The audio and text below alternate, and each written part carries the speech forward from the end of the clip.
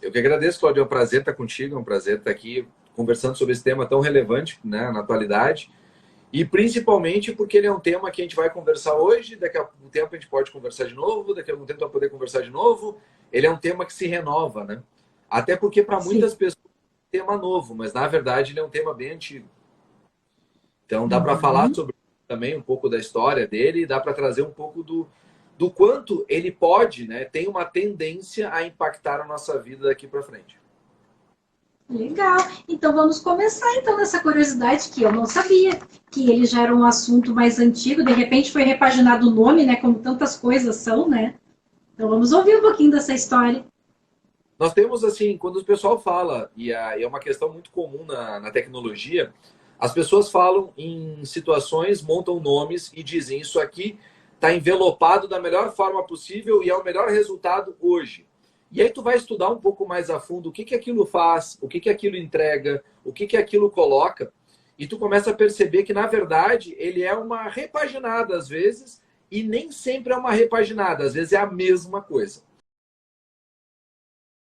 Então, no caso do Uhum. metaverso, o que acontece? Nós temos o metaverso, a grosso modo, vamos chamar assim, é um universo paralelo, por isso que o nome metaverso vem do filme, inclusive, a questão dos Vingadores, da Marvel, aquela coisa toda. Ela é um universo paralelo, onde nós teríamos avatares e faríamos as questões similar à nossa vida aqui, neste universo paralelo. Só que a ideia, e aí nós vamos, de novo, a situação da coisa. O universo paralelo remonta às primeiras histórias de ficção aos anos 80. Então nós estamos falando de algo que não é novo.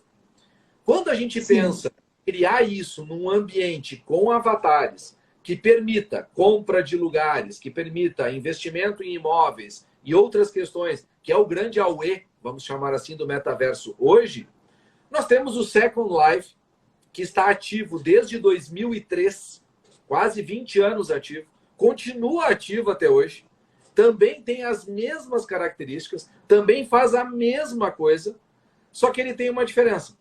Qual? Quem é que está por trás? Não é o Facebook. Então, quando tu coloca Ah, a característica, né, efetiva do metaverso, como a gente está querendo conhecer hoje o metaverso e tudo mais, por que o Bill Gates deu uma declaração agora, essa semana, dizendo que em 3 anos todas as reuniões de negócio serão no metaverso? Quando um cara como o Bill Gates diz isso, a gente tem que ficar atento. Quer dizer, ele está enxergando alguma coisa no universo que ele está vivenciando. Só que existem diversas barreiras, e ao mesmo tempo que tem barreiras, existem diversas oportunidades que o metaverso traz. Então eu queria, depois, com nossa conversa, traçar um pouquinho deste paralelo, para as pessoas entenderem um pouco melhor o que é, entenderem oportunidades, mas também os desafios de implementação.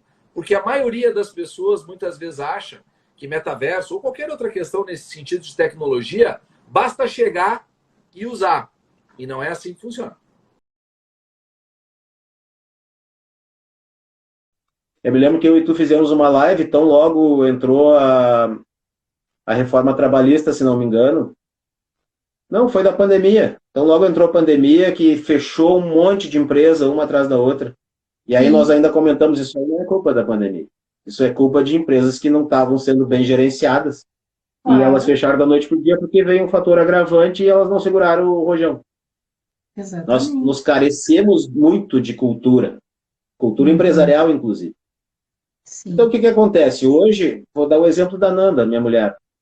Hoje, é uma pessoa muito qualificada que nem ela, com pós-graduação, com um baita currículo de anos e muitos anos, beirando os 30 anos de experiência em uma determinada área. Ela não consegue emprego, ou até consegue, mas recusa. Por quê? Olha, é o seguinte, tu vai ganhar R$ 1.500, tu vai ganhar só um vale transporte, mas tu tem que vir de carro, e se tu fosse de ônibus, tu ia gastar dois. Não tem alimentação. E mais, tu tem que aguentar o mau humor do chefe, e o chefe pode te xingar, tu não pode falar nada. E eu estou falando de um caso concreto. Isso aconteceu numa oportunidade que teve para ela. As pessoas não querem mais isso, até porque se ela for fazer qualquer trabalho autônomo, ela ganha mais que isso. E se Agora, mantém um pouco feliz. e agora que eu entendi bem essa relação que tu colocasse, que tu falou, Cláudia, os Estados Unidos e nós aqui no Brasil não estamos numa realidade muito distante. Agora eu te entendi. Porque o que que acontece dessa matéria, né? Por que que as pessoas começaram a pedir demissão? Primeiro lugar, eles têm uma ajuda do governo muito melhor, né, do que nós aqui. Encerrou já. Sim, agora Encerrou. encerrou, E foi aí que né? veio o contraste, sabe? Aí que veio o contraste. Mas o que que acontece, né? Com a pandemia, eles começaram a. Porque nos Estados Unidos, não que aqui a gente não esteja, né? Mas lá eles são muito workaholic, né?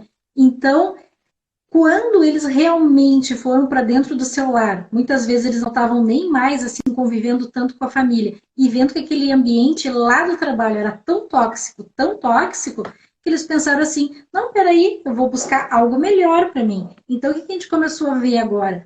Os funcionários, eles começaram a ficar mais exigentes, eles não vão aceitar qualquer tipo de emprego, qualquer tipo de bullying, né? Na verdade, né? Burnout que a gente tem aí, que é um absurdo, né? Que tantas pessoas morrem por tanto trabalho, né?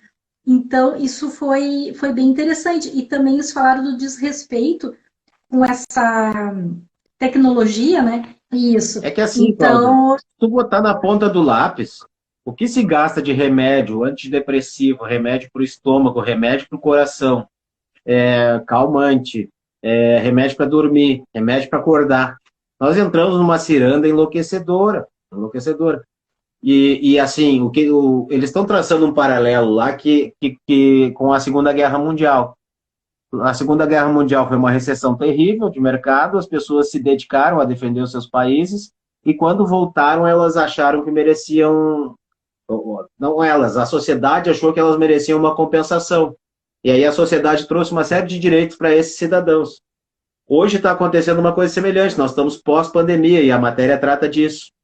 Então, na pandemia, nós nos demos conta o quanto é importante a nossa saúde mental. O burnout não é mais um exemplo de faculdade, o burnout é uma realidade. O isso. quanto a gente gasta em remédio que é só paliativo, porque remédio a maioria não cura, e a gente segue se adoecendo, adoecendo, adoecendo. As pessoas, muitas viraram alcoólatras, muitas voltaram a fumar, como eu, nesse período de pandemia. A nossa saúde deteriorou.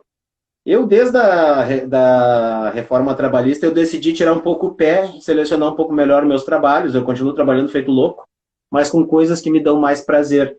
E o meu rendimento aumentou, em termos de trabalho, de resultado e também financeiramente. Eu não posso dizer que não, eu não passei grande dificuldade nesse período de pandemia. Foi uma questão de escolha. Eu acho que muito disso está acontecendo por lá. E muito por aqui, mas o motivo é diferente. Lá eles querem mais dignidade. Nós aqui tínhamos uma CLT que nos garantia dignidade. As coisas mudaram um pouco de panorama, né? A gente entrou